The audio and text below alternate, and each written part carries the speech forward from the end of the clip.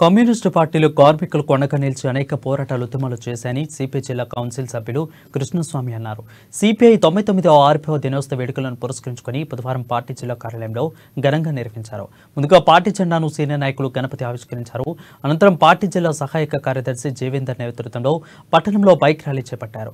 ప్రధాన వీధుల గుండా ఈ ర్యాలీ కొనసాగింది. కార్మిక లోకానికి కమ్యూనిస్టు పార్టీలు అనగా వారి హక్కుల కోసం అనేక ఉద్యమాలు చేపడుతున్నాయని గుర్తు చేశారు. బూర్జువా పార్టీల విధానాలకు వ్యతిరేకంగా తమ పోరాటాలు కొనసాగాయని పేర్కొన్నారు.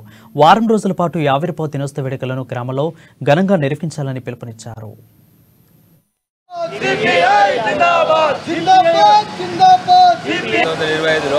కాన్పూర్లో మరి సిపిఐ ఆవిర్భావం జరిగింది.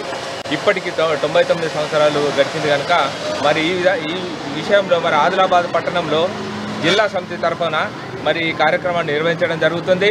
ఈ కార్యక్రమంలో మరి అధిక సంఖ్యలో వచ్చి మరి ఈ కార్యక్రమాన్ని వారం రోజుల పాటు దీన్ని దిగ్విజయం చేయాలని చెప్పేసి మేమందరం కూడా సిపిఐ పట్టణ పార్టీ జిల్లా పార్టీ తరఫున మేమందరం కోరుకుంటున్నాము. కార్యక్రమంలో సిపిఐ మరి 99 సంవత్సరాలు గడిచినటువంటి మరి ఈ పార్టీలో 99 సంవత్సరాలలో మరి పార్టీ ఏ విధంగా పోరాటాలు చేసి ఎందరో మంది బలిదానం అయి మరి మన పార్టీని మరి బలోపేతం చేసి ఇంతవరకు మరి ముందుకు తీసుకురావడం జరిగింది.